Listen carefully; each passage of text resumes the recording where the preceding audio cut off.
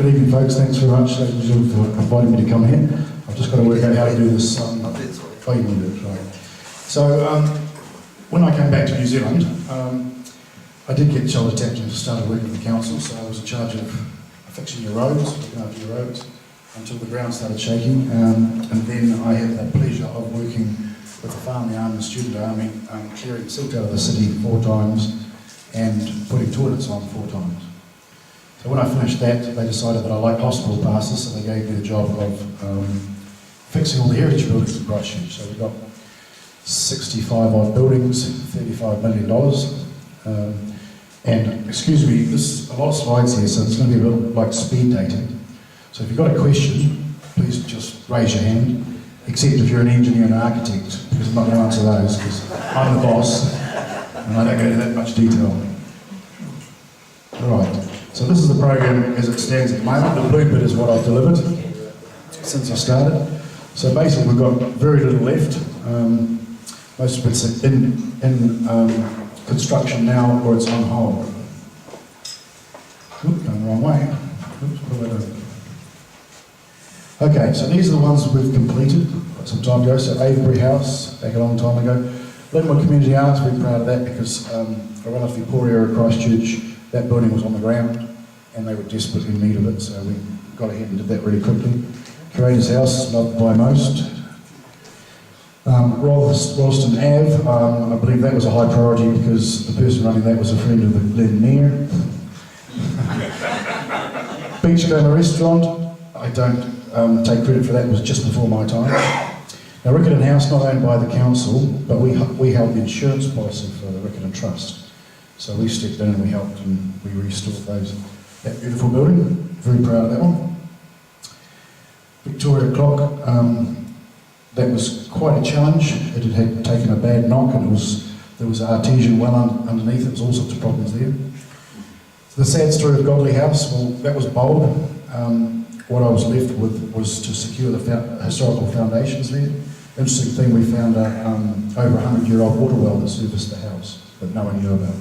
So we put a cap on that. If you go out there, you'll see sort of a wooden cover. Edmund's Clock Tower, relatively straightforward until we got to the top of that. I learned about a thing called concrete cancer. So the whole top of that was rotted and we had to completely make it from scratch. The beautiful information centre at Victoria Park. Now these are Governor's Bay, so it was the old headmaster's house and the schoolhouse. So a lot of the program that I run, my job is earthquake repairs and strengthening to code, or as near as we can. But a lot of the buildings were just not well maintained. Now I'll put my hand up as a council employee, we need to get a bit better about looking after your heritage buildings. So a lot of the work is maintenance, putting it back and getting it open. So, Mona Vale Fernery, that was a real challenge. It didn't need any repairs from one engineer to, it was about to fall down from another. So that went through quite a few iterations before we opened it. Any work in Akaroa is interesting because of the wonderful people over there, they're very passionate. The Gaiety Hall was exceptionally hard for me because there'd been a lot of volunteer work. They had put in a lean-to on the side of it for the tea rooms, not really to code. They had extended the back wall. When we actually took the lining off, I could actually just hold the wall and just shake the whole end of the building. So there was lots of challenges there. Again, once again, maintenance. Akaroa Museum, this is not a heritage building, but I managed to inherit that one. What we did there was we put in a system of climate control that was world renowned, so they're now able to get some quite wonderful exhibits to Akaroa, so I'm quite proud of that. Signal Mast Cave Rock in Sumner. So this took a big, so over Banks Peninsula and the Port Hills, I described the earthquake's impact as a bang, just pick it up and slam it. So basically the stone was severely damaged, we had to reinforce that, and of course the mast was all skew with, so that's all working now. Mona Vale Homestead, what can I say about this? When I went to see it, it was just a complete mess. Most of the bricks were on the ground, the internals were badly damaged by the earthquake and by vagrants getting in there. It was a sad story. The press quote this as the world's biggest jigsaw, because every single external brick, and there's I think 3 layers, we took down, labelled, photographed, put them on pallets, and then when we'd reinforced the whole building, we put them all in exactly the same thing, in the same position. It was quite amazing. You can see by the bottom, you can see the huge cracks. It was a mess. I'm very, very proud to open that one. And this is the internals. So if you walked up after the earthquake, the stairs were half gone, the wall was gone. None of this you could see, it was just a complete and utter mess. So all credit to the contractors that carried this work out. Once again at Monavale, so we've got the lodge really near the homestead, and the gatehouse on Fiddleton Road. This was a really interesting one because this little sunroom here, the lady who was tenant there, this chimney came down and went through the table she was sitting at. So she survived just by the skin of her teeth. So we've had to do some amazing engineering. So a lot of these are lightweight fabric materials just to reduce the weight of the roof. Capitary Museum in Belfast. Not many people know about this, but it's absolutely beautiful. We've taken all the artefacts out, catalogued and everything else, put climate control systems, made the building strong and put it back in. When this does open, it's really worth a visit. Silo Kiwi. Now the lovely lady who had the CAF before the earthquake, she had it for 3 weeks before it broke. So as a council, what we did is, when I restored it, we gave her first dabs on it. So she's back in there, absolutely smashing, ready to go up there and speak to her. She was out after the fire. Sorry? She was out after the courthouse fire. Yeah, she was feeding all the firemen and everything Yeah, else. I mean, she had that, she was back in business after the earthquake. Yep. And then she was out of it again because of the... Just temporarily, yeah, just temporarily. She was a lovely lady. Over in Diamond Harbour, there's a wonderful trust over there. They got a civic award last night, as I did, for looking after the Stoddard's Cottage over there. If you haven't been there, it's well worth a visit. It's open Friday, Saturday and Sunday every week. They have lovely exhibits from Margaret Stoddard. Pioneer Women's Shelter up on the Bridle Path. Not many people know about this. What we did here was we obviously reinforced and repaired the stonework, but there was a beautiful brass plaque that had been stolen.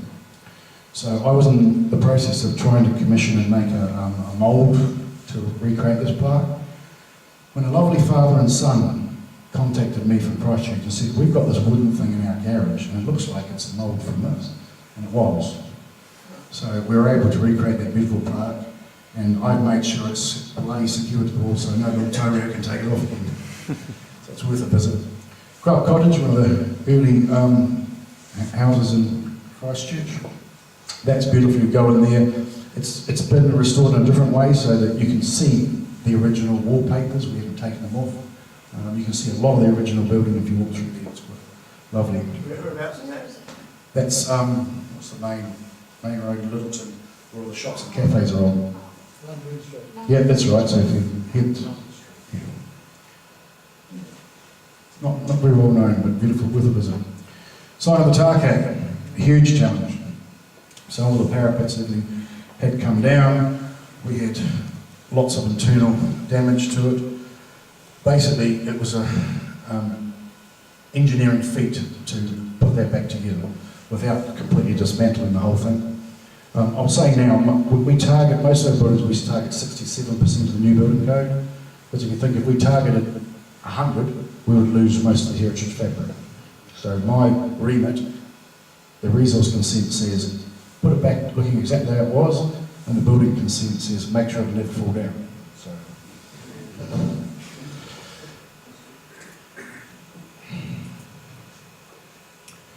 Right, Hackley Bandsman Rotunda in Hackley Park. That was very interesting. Not a lot of earthquake damage, but the code required us to completely replace all those supports. So That was quite a challenge. Customs House in Akaroa, beautiful building. Have a look in there, it's on the waterfront. And we've retained some of the damage from the earthquakes. You can go in there and actually see and what's actually happened.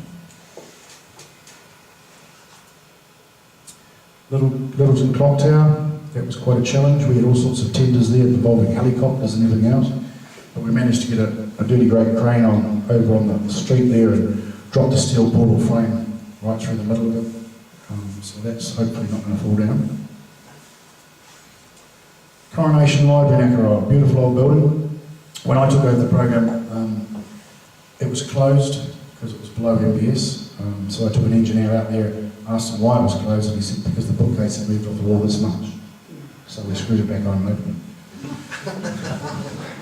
Obviously I came back a year later and did the job properly and strengthened the building. Horswell Quarry buildings, we've got 3. The Singleman's Quarters, quite a challenge there. Put a ring beam and tie the whole building together, so it's extremely strong now. The Manager's House, Patterson's House, the old stone house, it hasn't been used for a long time. We put a lot of strengthening into that, but we've also put a lot of maintenance. I think the previous tenants had like animals, goats and dogs running through it, chewing on heritage fabric, so that was interesting. Now this sounds a bit weird, but this is my favourite. The old Crusher building, so the other end of it was just gone. There was just no wall. So the mayor gave me money to repair the earthquake and strengthening it. So in this case I said no, I wouldn't. I said I wanted the money to reinstate it the way it was. So all of this new wood, timber and everything else is all going to discolour, and it's going to look as close as it was to original, and it's really worth it. I just really love that building. Not much to say. Edmund's phone booth, not much to say about that, some minor repairs there. When we did the Akaroa Museum, the courthouse is right next to it. Once again, a lot of maintenance work to that. We put a HVAC system in there as well. Now in Craycroft, the old stone house, once again a fantastic trust run this, and it was a sorely missed wedding venue and function. During the construction of this, we started dismantling the roof, and we found out that the dormers and that weren't actually tied into the building, and it was in danger of falling down at any moment. So we had to put steel girders through to think it ever off-site and secure it. So once again, that was an example of good hearts and volunteer labour. Akaroa Service Centre, so we did this in 2 stages. We did the external first, which I got a caning for because I didn't go to the Akaroa, I can't remember what the name of the committee is, which controls the buildings and the colour schemes and everything in Akaroa, and apparently that was not the right colour scheme, even though it was the colour of it when it was original. So what we go by is we go original photos, which are usually black and white, but we've got a lovely lady who's a heritage expert who comes and takes the scrapings of all the layers of paint, works out the original paint, and we go and do it. But I wasn't popular about that. So the second stage was fitting out the interior, and now it's open as a service centre just a few weeks ago. Sad one. So this is Colombo Street, this is Rose Chapel. I got an award for this Civic Award last night, which I'm very proud of. So this was massive. So you can see the damage. It's full of stained glass windows. Graham Stewart of Lowburn, or Stewart Glass, came out with his little bucket, picks up all these pieces of broken glass, and then comes back with these windows that will last forever. It's just unbelievable. I'll show you the next slide. But the difficult part of this building was we finished it. We had the plaster drying on the inside. We had dehumidifiers, heaters, everything. Nothing was drying. So we were putting our hair out, and we tested it, and all the on-roof stone around the building is actually porous. So someone decades ago had sprayed some concrete on the outside and basically created sponges. So what we had to do, we're about to open the thing, we had to go down, get all the on-roof stone, we had to pull all the outside, put it back in, cost a lot of money. The council just invested huge amounts, but it's an amazing building now. I hope we've got an inside photo of it. Yeah, so there's the Rose window. That was completely gone, so that's been recreated. to the glass from Stuart Glass, and Higgs Construction recreated that. It just blows my mind. I don't know if I've got a picture of the staircase there. So there's an example of a stained glass window. The actual spiral staircase was completely munted. We couldn't use that. So we had another building, I think it was a theatre royal, that had the same staircase from the same manufacturer, but going the wrong way, the other way around. So we put that in. It's non-compliant, so people can't go up and down unless you're doing some sort of maintenance, but still a lovely story to salvage that. Alley Cottage, another beautiful part of the Akarai Museum. So we've done a lot of that, exposed all the old wood and everything else, so you can now, it used to be just glass panelling, you could go in and look, but now you can actually walk into the building, where you will be, and see how it was originally. Edmund Pavilion, not much to say about that, that's just been completed recently. Addington Water Station, Tower Junction. Not many people know much about that. This was a nightmare. It was not below code, but of course all the concrete was just falling off. We had several challenges. One of the ones was we had 20 tons of pigeon poop. 20 tons. Cost me $18,000 to get it out.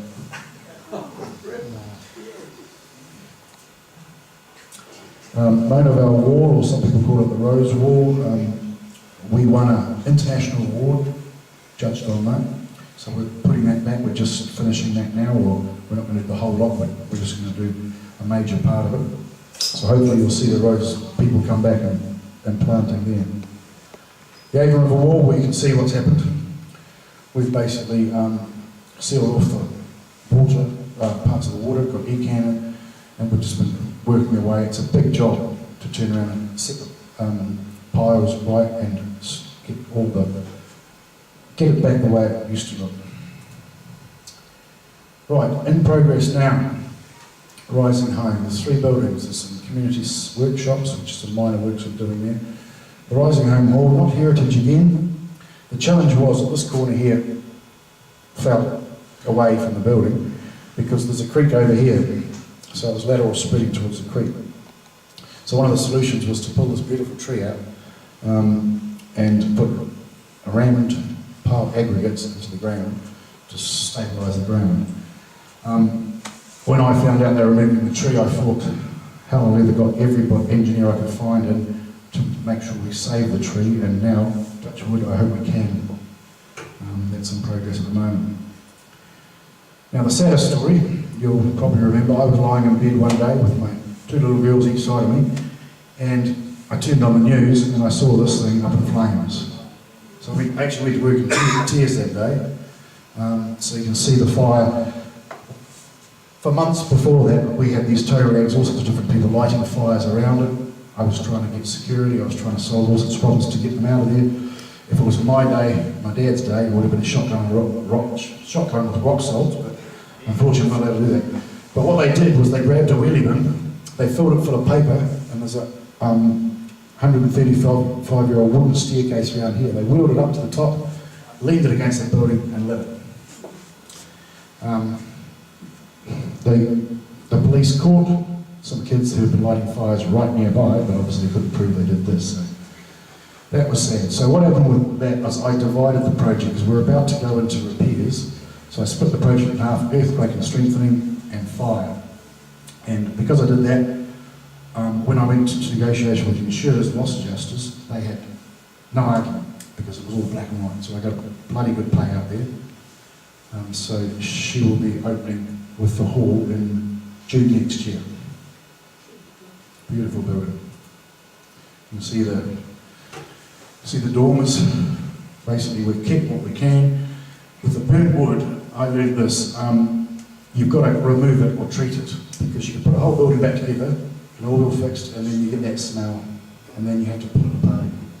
So luckily, I had a really good project manager that had been through this before, and we made sure we treated all the timber and remanufactured the stuff we needed to. It's looking good, that building now. It's got a roof on it, and we're lowering the scaffolding down just to do painting on the outside shortly. Chokebore Lodge. Now this has been on hold, several projects on hold for quite some time. It's a cob construction, quite a bit of that is cob. So it's a complicated repair. So we've got engineers on the job at the moment. We hope to get it into construction early next year. Yeah, Racecourse Road, yeah. There was talk about putting it as a museum for, you know, the racecourse and everything else, but some of these buildings, I think, it fits with residential because you've got somebody there looking after it all the time. When you say cob, is that the method of construction? Correct. So basically the earthquake cob doesn't survive well, especially if it hasn't been breathing. So basically it all cracked and collapsed. So we've got to recreate that cob or use the existing cob, and we've got to make it as strong as we possibly can. What a challenge. There's not many cob experts in New Zealand. Thomas Edmund Band Rotunda. So that's all we've got left. The rest of it's gone. That's heritage. So I've just got the go-ahead in the last few weeks because this went out to the EOI. A lot of these heritage buildings went out to an EOI to say, is there any community groups who want to fix it, run it, buy it, lease it, whatever. We didn't get many responses, but so I've been given that back. And we're going to put it back as a band rotunda because Thomas Edmund's great-grandson was in the council and he stood up and he said, don't put it back as a bloody restaurant. You couldn't anyway, because under the new code, there wouldn't be enough floor space to actually run a viable restaurant. So we're putting back as a band rotunda. What I'm going to try and do is to put some sort of waterproofing that we can put down there. The idea, as the councillors wanted to say, was you could have a wedding there and hold a candle in inclement weather. So there's a challenge. Love those councillors. Kapatawi, once again we're back in Belfast. This is the old schoolhouse. It was residential. It's been sort of not well maintained, so a lot of that is fixing it up and making it fit for purpose. Beautiful building. A little cottage beside it. Again, that was rented out. We've got some passionate trust in Little River on this railway goods shed, which has taken a bit of a knock. So we're in the process of, that's come off hold, and we're in the process of about to start that one too. Is the Catholic Church on the list as well? At Little River? It's obviously it's not council owned, so it's not under my remit. Penfield's Cottage, that's been a real challenge. So it's been repaired, it's had fire, it's had all sorts happen to it. Now, interestingly, there's a lot of people in Christchurch that were happy to have seen it gone. The truth be, there's the original sod or cob only comes around this height. This is all repairs. So the solution we've come to, and we went out consultation for this, is we're going to try and retain much of the heritage fabric, but we're going to put glass walls through there. So you can walk around that path and you'll go beside Penfield's Cottage. You better look at it.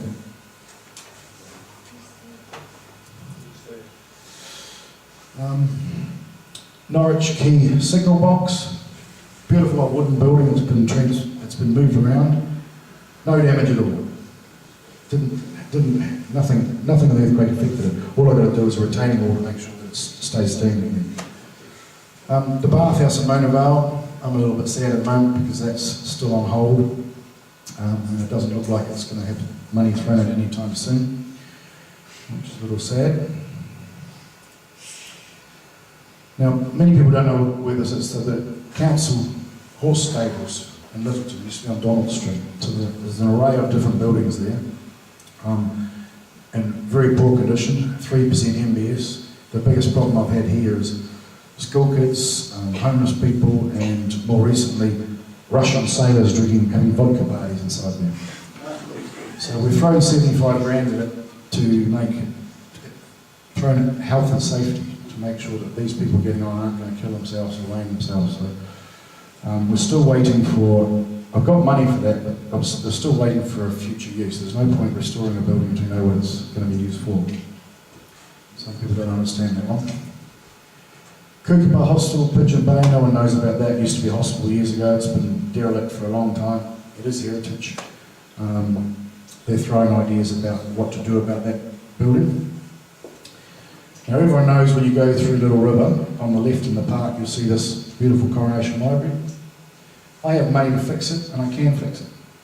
But the problem is, there is inherent historical flooding in the area. So what the engineer said was, well, you could do that, but you'd be replacing the floor every couple of years every time you have a flood. So I put that on hold myself. One of the solutions was to put a bund around it, but that was $500,000, so it wasn't, no one had any appetite for that. Oh, that's me, yeah. So this is the key project, Nurses Chapel. Very passionate about this one. When I wrote the contract for this, it was required, for some celebrations coming up shortly, to be finished on the 31st of August 2018. So the only time I've ever done this in my life, I wrote it into a contract. You must finish on this day. And they did. Max Projects, wonderful company. So that's what it was like. That's the parquet floor, all bent and broken. And the stained glass window. This wood, all this panel and everything else was taken off. There might be some photos on here. Yeah, so this is the basement. So over the years, the water tables were resident of the development in the area, and the basement's not usable anymore. So now we're putting honeycomb concrete supports all through that, so the building ain't going anywhere. It's the ceiling. So this is what we did to this chapel. We basically put the roof on the scaffold and dismantled everything. Put in reinforcing all through the building, ring beam. It was a massive, massive job. And you see it again, labelling all the bricks. And then part of the job is to put a brand new stained glass window for Hester McLean and a new plaque, because in October 27th, the Governor General's coming down to open that and having a big celebration. So very excited about that. And that's it from me. This is my plug for Heritage Week. So if you want to go and visit any of those buildings, those are the dates and times you can go and see them. And that's it. Any questions? Yeah, insurance is paying how much of this, and the rates is paying how much? Okay, so when it started, I did something unique, different from everyone. So when I had meetings, I invited insurers to every single meeting. Everything was spoken about. So I had 100% buy-in from all the insurers. Everything. The council was having so much trouble, they made decisions to stop talking to the insurers, and they were going to go to court and everything else. So that's when, in 2013, I took the paper, myself and my boss took the paper to council and said, look, here's the cost to repair all these beautiful buildings at Christchurch. Borrow the money, give it to us, make the insurance settlement another thing. So that Leanne made a good choice then, and the councillors. So they gave us the money, and I've been spending that ever since. There has been insurance payout. It's been a settlement. There's no line item, so I can't tell you how much insurance was for each building. All I know is that I've delivered, put the buildings back for the money, or less than the money that I was given so far. Yes, when a building is privately owned and it's at heritage status, who makes the call? I mean, if the owner wants to bowl it, say, for example, who can tell them not to? I'm thinking of Harley Building, for example. That's a difficult one. I'd have trouble answering, because I would normally say you'd have to go through some sort of consenting process to take a building like that down, but in the earthquake, it seemed to be there was a lot of dirty demolitions. Buildings were coming, private buildings were coming down all over the place. So I'm not sure about that. I haven't, since I've been in charge of this, I've not demoed anything. Ritchie, what surprises me was how many buildings the city council actually owned. I can understand owning parks and things, Yeah, it's too. I mean, I think we've still got about 1,100 buildings that are below code. You know, safe to inhabit, but they are below the code. You know. I was surprised how many buildings we had too. Was the old, is it the Odeon Theatre in Cherm Street? Wasn't that damaged in the earthquake, which hasn't been repaired, but... Yeah, that's not council owned, I don't Oh, think. isn't it? Oh, No, I'm only in charge of council owned ones. Yeah, sure. Where's Penfold Cottage, please? When is it? Where is it? If you go over the bridge, Ferrymead Bridge, Which one? Ferrymead Bridge, you know the yacht club on the left? Oh, yes. Just there. sad. The yacht club built some massive, huge sheds beside it, which is a bit disappointing from an aesthetics point of view. Richie, what's happening with the town hall? I don't really know, to be honest. Yeah, they're not part of my remit. So. But they're having, the Symphony Orchestra next year, so it must be going to open pretty soon. You showed some photos of the clock tower at Littleton. Is that the ball, the time ball thing, or is that a separate thing? That's a separate private one. But that's not council owned, is it? No, it's not, no. So back to the town hall, what I mean is I wasn't involved in that. I've got a colleague beside me who's been delivering it. They've had money problems, they've had contractor issues, numerous things. I haven't been involved in it. It's been a very difficult project. Just over the last sort of 6 years, the council's got a reputation of having underinsured buildings, and it's gone really quiet. There's no one seems to be, normal business people should be stood up and taken outside and slowly dealt with. I agree with you. So I would do worse than that, but the council did take legal action against it. I don't know anything about this, but all I know is it happened because, yeah, the buildings were grossly underinsured. The heritage buildings just not even close. If you turn around the price putting a building back even like for like with modern stuff, it's big bucks. It's huge. And the insurance didn't even touch on it, so, yeah. But what about the Canterbury Provincial Chambers, that's in the long term, is it? That was one of mine, as was our city, but a previous manager a long time ago in council decided that my team, it was too big a job for us, so it was taken off us. Since then, the cost for the provincial building has just gone. I won't tell you the price I put forward to fix it. Anything else? Oh, good. Thank you very much, Rick. Very good.